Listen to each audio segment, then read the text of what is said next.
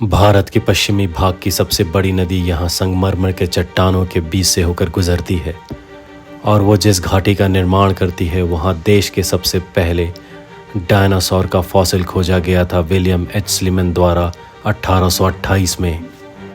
आज के समय में संरक्षित 7 और लुप्त हो गई 8 ऐतिहासिक योगिनी मंदिरों का समूह माना जाता है। भारत के पहले संसद भवन का डिज़ाइन इन्हीं से प्रभावित होकर बनाया गया था। आज के तेवर और पहले के समय कलचुरी राजाओं की राजधानी तिरुपुरी के पास नर्मदा और बाणगंगा नदी का संगम है, जहां राजा कर्ण और उनके परिवार का स्नान गृह और पूजा स्थान था।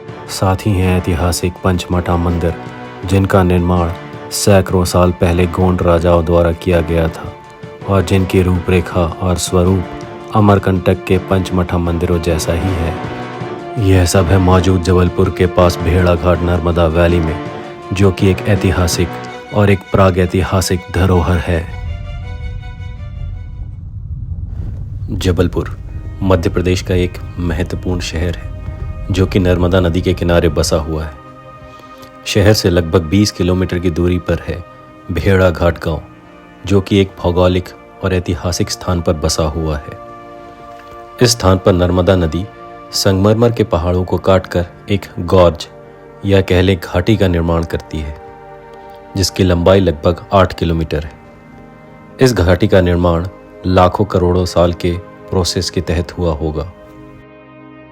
इसी घाटी में करोड़ों साल पहले पृथ्वी के विलुप्त सबसे बड़े और शक्तिशाली जीव रहा करते थे। इन जीवों का फॉसिल मतलब जीवाश्म को भारत में सबसे पहले इसी घाटी में खोजा गया था। ब्रिटिश इंडिया के आर्मी के major general William Henry Sleeman ने भारत के सबसे पहले डायनासोर का फॉसिल 1828 में यहीं पर खोजा था, जब वह नर्मदा वैली रीजन में उस वक्त एक कैप्टन के रूप में मौजूद थे।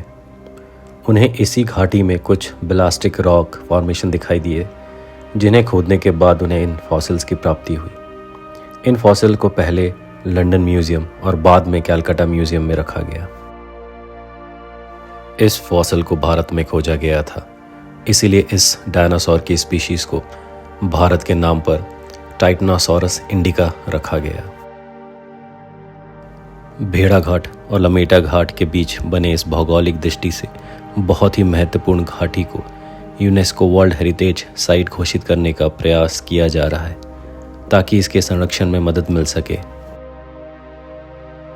आपको इस बात को जानकर बहुत हैरानी होगी कि भारत के इतने महत्वपूर्ण खोज इन फॉसिल्स को कहाँ रखा हुआ है, इसके बारे में हमें लगभग 100 साल तक कोई जानकारी नहीं थी। बाद में बेंगलोर के एक institute Indian academy of science के द्वारा खोज करने के बाद पता चला कि इन फॉसिल्स को भारत के GSI के हेडक्वार्टर यानी जियोलॉजिकल सर्वे ऑफ इंडिया के हेडक्वार्टर कोलकाता में रखा गया है। इतिहास और भूगोल के इस महत्वपूर्ण पन्ने को देखने के बाद हम आगे बढ़ते हैं अपने अगले डेस्टिनेशन की तरफ। इसी घाटी से ही लगा हुआ, बस थोड़ा अगर हम ऊपर की ओर जाएंगे तो सड़क मार्ग से थोड़ी ही दूर है 64 योगिनी मंदिर। 64 योगिनी मंदिरों का बहुत ही ऐतिहासिक और धार्मिक महत्व है। योगिनी मंदिर का निर्माण भारत में 9th और 12th सेंचुरी के बीच हुआ था। ये छत रहित हाइपेथरल मंदिर थे। योगिनी का अगर शाब्दिक अर्थ देखें तो यह फीमेल योगा मास्टर होता है, लेकिन धर्म के अनुसार यह शक्तियों के अलग अलग स्वरूप हैं। आज हम जबलपुर के पास भेड़ा घाट पर स्थित 64 योगिनी मंदिर परिसर में जा रहे हैं। पर क्या आपको पता है कि ऐसे भारत में और 14 मंदिर हैं, जिनमें 7 सुरक्षित और 8 समय के साथ कुछ विदेशी आक्रांताओं के कारण और संरक्षण में उपेक्षा की वजह से नष्ट हो चुके हैं। लुप्त हो गए ज़्यादातर मंदिर मध्य प्रदेश और उत्तर प्रदेश में ही थे, जैसे लोखारी, नरेश्वर, हिंगलाजगढ़, रिखियाँ, शहडोल। लेकिन मंदिरों की उपस्थिति भारत के चारों तरफ थी। दिल्ली, वेस्ट बंगाल, वाराणसी और कांचीपुरम में भी।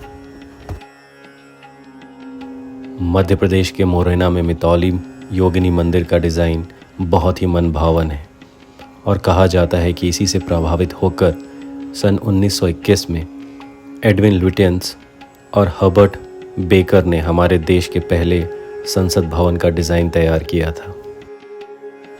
भेड़ाघाट के योगिनी मंदिर तक पहुंचने के लिए आपको इन सीढ़ियों का इस्तेमाल करना पड़ता है।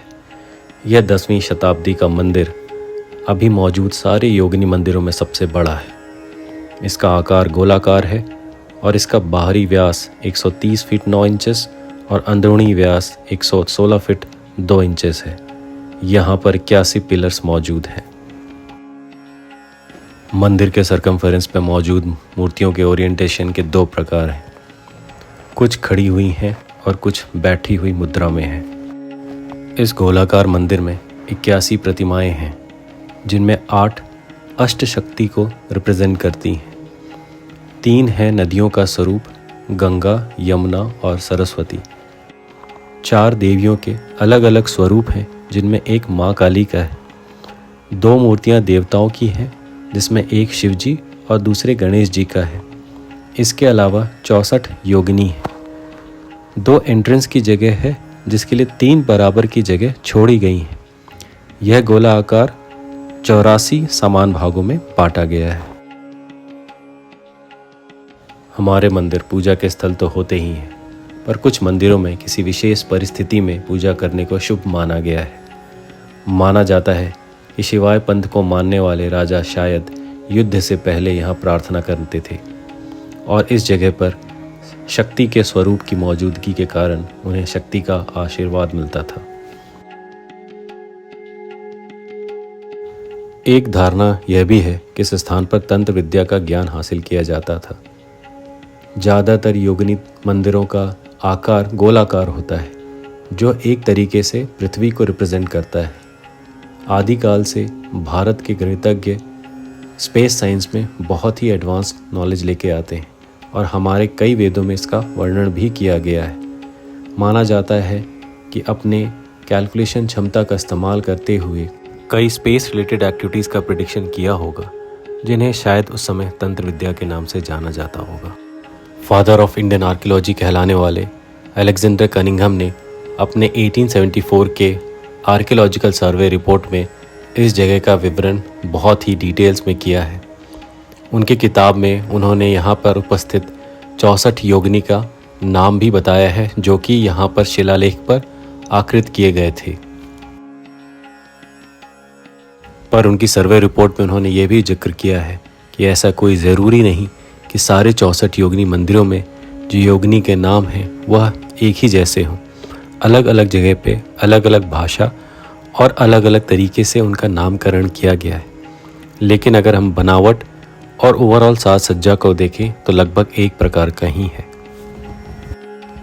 64 योगिनी मंदिर कॉम्प्लेक्स के बीच में एक छोटा सा मंदिर और भी मौजूद है, जिसे गौरी शंकर मंदिर कहा जाता है। यह मंदिर कुछ 100 साल बाद 12वीं शताब्दी में बनाया गया। इस मंदिर के गर्भगृह में शंकर जी और पार्वती जी की नंदी के ऊपर बैठी हुई एक रेयर मूर्ति है, लेकिन क्योंकि अंदर वहाँ पर वीडियो शूटिंग की परमिशन नहीं है, इसलिए हम आपको नहीं दिखा सकते। कितने अचंभे की बात है कि हजारों साल पहले का आर्किटेक्चर इतना एडवांस था, उसको कॉपी करके आज के महत्वपूर्ण इमारत बनाए जाते हैं। दूर से हमें नर्मदा नदी के पानी का विस्तार नज़र आ रहा था और अभी बारिश का मौसम होने के कारण नर्मदा नदी में बहाव भी तेज है। पानी का भी रंग आपको थोड़ा मटमैला नज़र आ रहा होगा और साथ ही साथ पानी की गहराई भी बढ़ जाती है। वीडियो के अगले हिस्से में हम आपको नर्मदा घाटी के बीचों बीच लेकर चलते हैं, जहां नर्मदा नदी संगमरमर के पहाड़ों के बीच से बहती है। वीडियो की शुरुआत में हमने नर्मदा वैली के जियोग्राफिकल यानी भौगोलिक इम्पोर्टेंस के बारे में तो बताया था, लेकिन साथ ही साथ इस जगह का रिलीजियस और हिस्टोरिकल इम्पोर्टेंस भी है। यह एरिया कलचुरी साम्राज्य के अंदर आया करता था, जिसे कलचुरी राजा छेदी वंश के राजाओं द्वारा रूल किया गया था। आज का त्यौहार पहले का तिरुपुर, जो कि यहाँ से सिर्फ 6 किलोमीटर की दूरी पर है, वह इस राज्य की कैपिटल हुआ करती थी और यहाँ पर छेदी राजाओं का, उससे पहले गुप्ता डायनेस्टी का राज हुआ करता था। इस जगह का ख़ास तौर पे इम्पोर्टेंस इसीलिए है क्योंकि शायद बहुत लोगों को पता नहीं होगा, यहाँ पर एक संगम होता है, यानी नर्मदा के अंदर यहाँ एक दूसरी छोटी सी नदी मिलती है। हिंदू माइथोलॉजी और हिंदू रिलीजन में संगम का बहुत ही ज़्यादा इम्पोर्टेंस है और आप देखेंगे कि जहाँ पर भी दो नदियों का संगम होता है वहाँ पर हमेशा या तो आप कोई मंदिर या कोई धर्मस्थल या कोई बहुत ही बड़ा धर्मस्थल आपको दिखेगा। वैसे ही भेड़ाघाट का बहुत ही बड़ा इम्पोर्टेंस था। यहाँ पर नर्मदा नदी के अंदर बाण गंगा या फिर कुछ लोग वेण गंगा कहते हैं, एक छोटी सी नदी का यहाँ पर नर्मदा के साथ समागम होता है और इसी वजह से आदिकाल से इस जगह का बहुत ही ज़्यादा इम्पोर्टेंस है। कलचुरी साम्राज्य के राजा, खास तौर पे राजा गयाकर्ण, इस घाट पर काफ़ी समय व्यतीत करते थे। उनके साथ साथ उनका परिवार भी इस घाट पर काफ़ी समय व्यतीत करता था और उन्होंने इस जगह को अपने पूजा और स्नान गृह की तरह इस्तेमाल करते थे। यहाँ पर कुछ मंदिर भी बने हुए थे जिसके ऊपर कर्मकांड वगैरह किए जाते थे। सिर्फ राजा ही नहीं बल्कि राजा के साथ साथ वहाँ पर उच्च पद पर आसीन जितने लोग भी थे उन्हें इस घाट का इस्तेमाल करने दिया जाता था। आज के समय में यह एक बहुत ही इम्पॉर्टेंट टूरिस्ट लोकेशन है क्योंकि भारत में संभवतः शायद यही एक जगह है जहाँ पर कोई नदी संगमरमर के चट्टानों के बीच से होकर गुजरती है। बरसात के बाद जब ठंड का मौसम शुरू होता है और उस समय जब पानी का जो थोड़ा लेवल नीचे होता है और पानी भी ज़्यादा साफ़ होता है, उस समय यहाँ पे टूरिज़्म ज़्यादा बढ़ जाता है।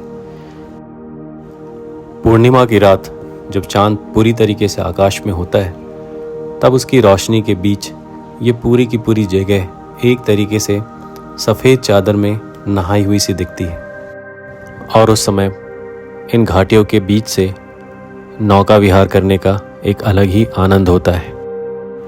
प्रकृति की दी हुई इस भेंट को सुरक्षित रखने की जिम्मेदारी हमारी है। जैसा कि हमने आपको वीडियो की शुरुआत में ही बताया था कि कैसे कोशिश की जा रही है कि इस जगह को यूनेस्को वर्ल्ड हेरिटेज साइट की लिस्ट में डाला जा सके।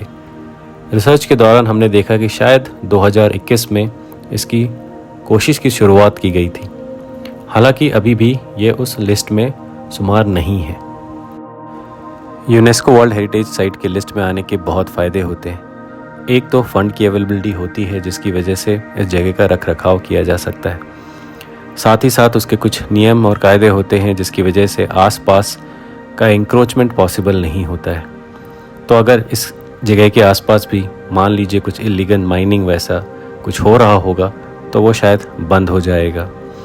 लेकिन फिर भी आखिर जिम्मेदारी तो हमारी है कि कैसे इस तरह के साइट को, इस इम्पॉर्टेंट जगह को हम सुरक्षित रखें ताकि आने वाले समय तक लोग इसको देख सकें।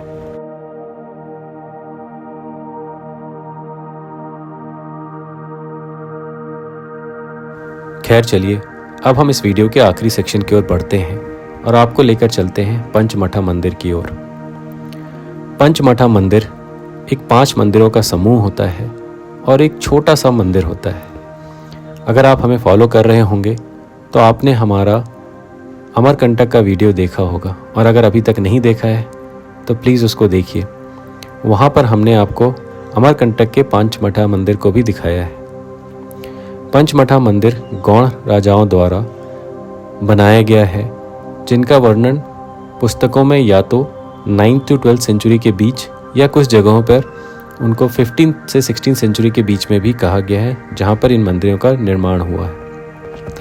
यह मंदिर भी बाकी सारे कलचुरी पीरियड के मंदिर के समय बनाए गए मंदिरों जैसे ही है और इनका सैंडस्टोन से ही निर्माण किया गया है। आप अगर एक चीज़ को नोटिस करेंगे कि ये पंचमठा मंदिर हमेशा ऐसे धार्मिक स्थान पर बनाए जाते हैं जिसका बहुत रिलीजियस इम्पोर्टेंस है। जैसे कि अगर आप नर्मदा का उद्गम का वीडियो आपने देखा होगा तो आपने देखा कि नर्मदा के उद्गम कुंड के बगल से और यहाँ पर भी नर्मदा और बाणगंगा के संगम के स्थान पर इसको बनाया गया है।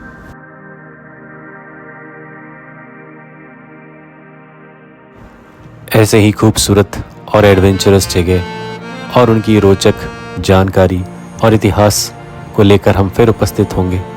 तब तक के लिए नमस्कार। आप बने रहिए हमारे साथ।